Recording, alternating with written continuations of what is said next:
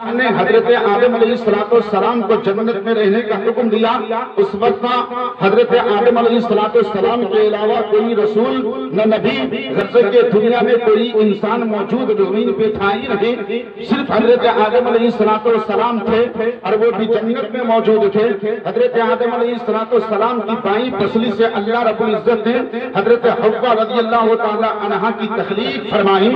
حضرت آدم علیہ السلام کی نظر مبارک جب حضرت آدم علیہ السلام نے حضرت حوا رضی اللہ تعالی عنہا کو دیکھا، دل میں اشتیاق پیدا ہوا، فطرت انسانی کے تقاضے کے مطابق شوق پیدا ہوا، اور جنت ہی میں حضرت آدم علیہ السلام نے حضرت حوا کو ہاتھ لگانا چاہا، آواز آئی مہما یا آدم۔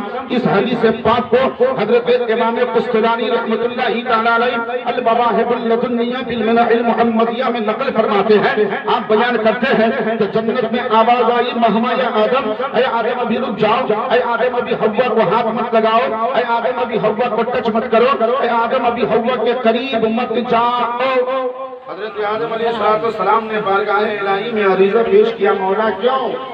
یہ تو میری بیوی ہے، یہ تو میری جیون ساتھی ہے، یہ تو میری شریک حیات ہے، اللہ کی کائنات، یہ تو میری اس کو نے میرے سکون کے لیے پیدا کیا ہے، میرے چین کے لیے پیدا کیا ہے، میرے اطمینان کے لیے پیدا کیا ہے۔ اللہ تبارک و تعالیٰ تب ارشاد فرماتا ہے، اے آدم ہاتھ بعد میں لگانا، پہلے جنت ہی میں حوا کے ساتھ تم اپنا نکاح کر لو، جنت ہی میں حوا کے ساتھ تم اپنا نکاح کر لو۔ اب دیکھیے نکاح کا مقام کتنا بلند ہے۔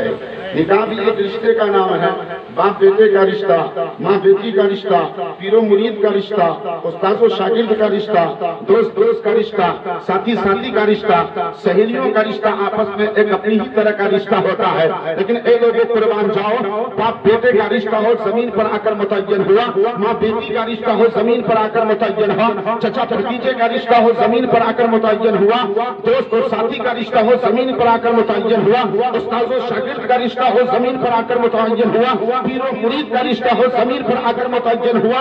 لیکن اللہ رب العزت نے شادی کے مقام کو بلند کرنا چاہا، شادی کی اہمیت کو بلند کرنا چاہا، شادی کی عظمت کو بڑھاوا دینا چاہا، شادی کے مرتبہ کو بلند کرنا چاہا۔ اللہ رب العزت نے حضرت آدم علیہ السلام کو شادی کرنے کے لیے زمین پہ نہ بھیجا، حوا رضی اللہ تعالی عنہا کو شادی کرنے کے لیے زمین پہ نہ بھیجا، بلکہ اللہ رب العزت نے جنت ہی میں حضرت آدم علیہ السلام سے ارشاد فرمایا، آدم حوا کو چھونے سے پہلے اس کے ساتھ نکاح کر لو۔ پتہ کیا چلا؟ اللہ رب العزت نے جنت میں حضرت آدم علیہ السلام کو حضرت حوا کے ساتھ نکاح کرنے کا حکم دیا۔ اب حضرت حوا کے ساتھ جنت میں حضرت آدم کا نکاح ہو گیا۔ مسلمانوں، یہ شادی کی اہمیت نہیں تو اور کیا، یہ شادی کی عظمت نہیں تو اور کیا، یہ شادی کی برتری نہیں تو اور کیا، یہ شادی کا مقام و مرتبہ نہیں تو اور کیا، یہ شادی کی بلندی نہیں تو اور کیا۔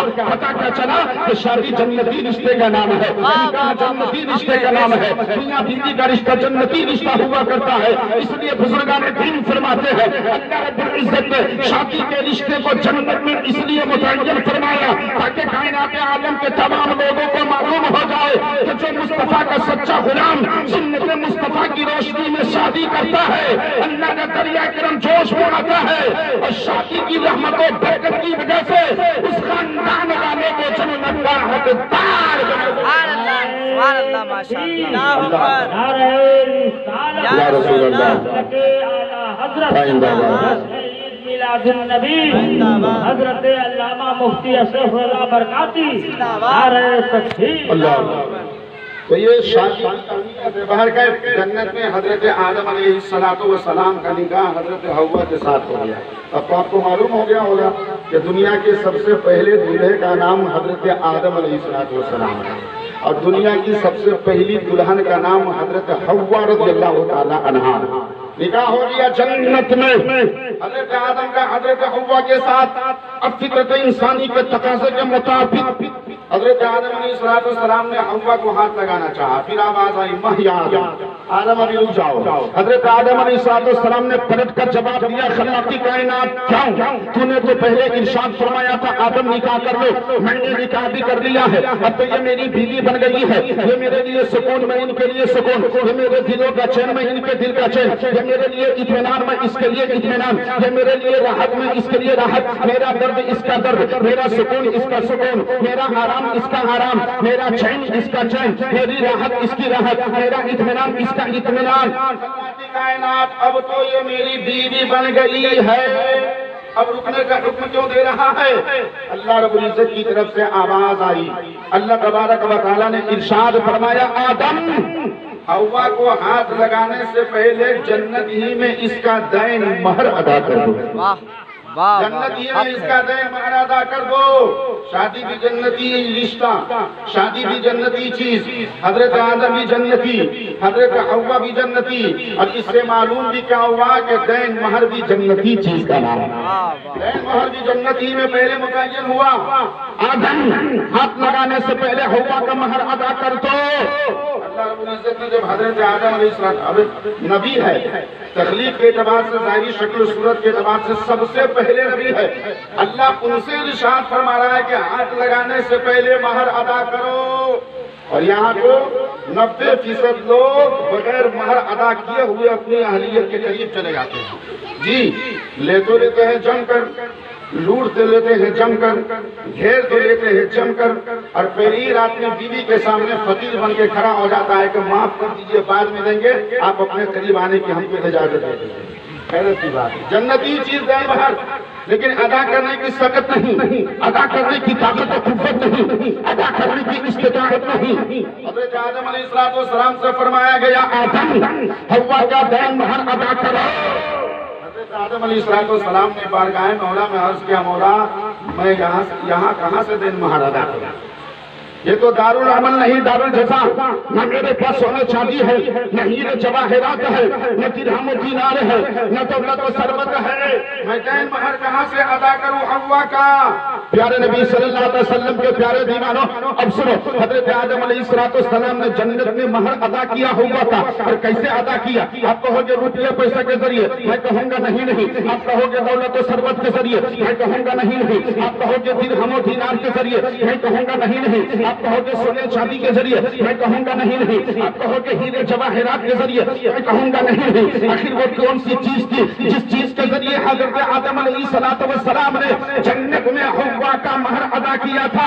اے لوگو اتنی مبارک چیز ہے، اتنا بابرکت وظیفہ ہے، جس وظیفہ کو ہم صبح و شام کرتے ہیں اسی وظیفے کا نام درود پاک ہے۔ فجر کے بعد نبی پر صلاۃ و سلام، ظہر کے بعد نبی پر صلاۃ و سلام، عصر کے بعد نبی پر صلاۃ و سلام، مغرب کے بعد نبی پر صلاۃ و سلام، عشاء کے بعد نبی پر صلاۃ و سلام، جمعہ کے بعد نبی پر صلاۃ و سلام، میلاد پاک ختم ہونے کے بعد نبی پر صلاۃ و سلام، جلسے میں نبی پر صلاۃ و سلام۔ اس لیے سنی مسلمان سینہ پھاڑ کر کہتا ہے اے شہنشاہ مدینہ الصلاۃ والسلام، زینت عرش معلا الصلاۃ والسلام، مومنوں پڑھتے رہو تم اپنے آقا پر درود، ہے فرشتوں کا وظیفہ الصلاۃ والسلام۔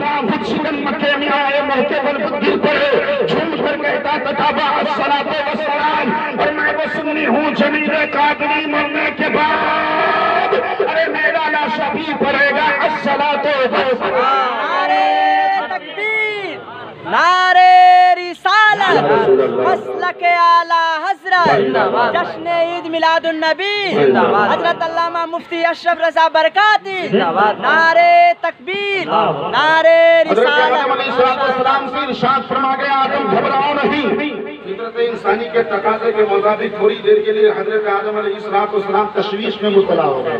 اب دیکھیں درود تشویش کو کیسے دور کرتا ہے، درود پریشانی کو کیسے دور کرتا ہے۔ اس لیے تو شاعر نے لکھا ہے ہر درد کی دوا ہے صلی علی محمد، تعویذ ہر بلا ہے صلی علی محمد، ارے جنت مقام ہوگا تو دوزخ آرام ہوگا، چپٹ کے مر گیا ہے صلی علی محمد۔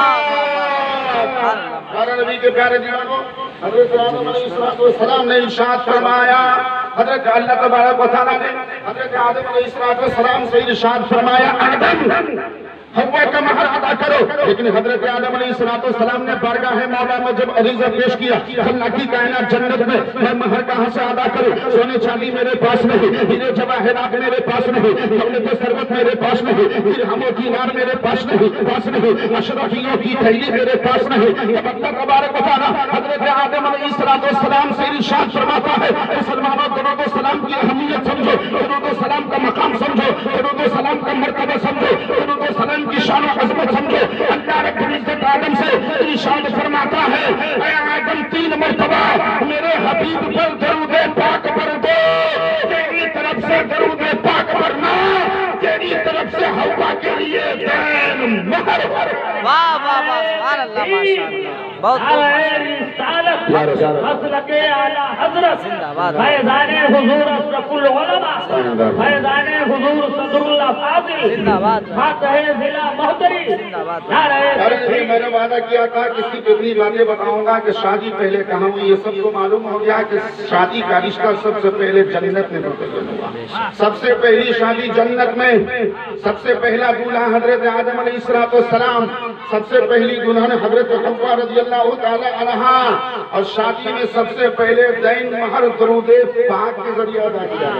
درود پاک کے ذریعے 3 مرتبہ حضرت امام قسطلانی نے فرمایا، اور شرح بقایا جلد ثانی کے حاشیہ میں میری نظر پڑی ہے کہ صاحب شرح بقایا فرماتے ہیں کہ اللہ رب العزت نے آدم سے ارشاد فرمایا 10 مرتبہ میرے حبیب پر درود پڑھ دو، تیری طرف سے حوا کے لیے دین مہر ہو جائے گا۔ تو باہر کے درود پاک بڑا قیمتی وظیفہ ہے، جنتی وظیفے کا نام ہے۔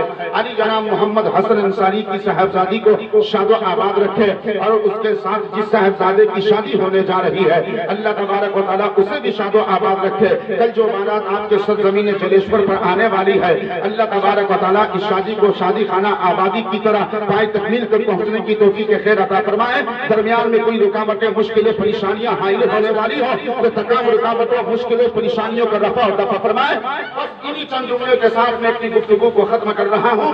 چلتے چلاتے میں چاہتا ہوں کہ ایک مرتبہ سبھی حضرات عقیدت و محبت کے ساتھ اپنا دینی کلمہ پڑھ لے، لیکن اس سے پہلے بارگاہ الہی میں دعا کر رہا ہوں خلاقی کائنات چند منٹوں کی گفتگو میں جو میں نے سرزمین جلیشور اور سوگا اور دیگر گاؤں کے لوگوں کے درمیان رکھنے کی کوشش کی ہے، اگر مجھ سے بولنے میں کہیں پہ کسی طرح کی کوئی خامی اور کمی ہو گئی ہو جس کی وجہ سے تیری شان میں یا تیرے پیارے حبیب کی شان میں یا بزرگان دین کی شان میں کوئی گستاخی ہو گئی ہو تو یہ فقیر حقیر سراپر تقصیر یہ گنہگار خطاکار آدمی سارے مسلمان بھائیوں کو گواہ بنا کر علماء کرام کی موجودگی میں صدق دل سے توبہ کرتا ہے۔ مولا تو میری توبہ کو قبول فرما۔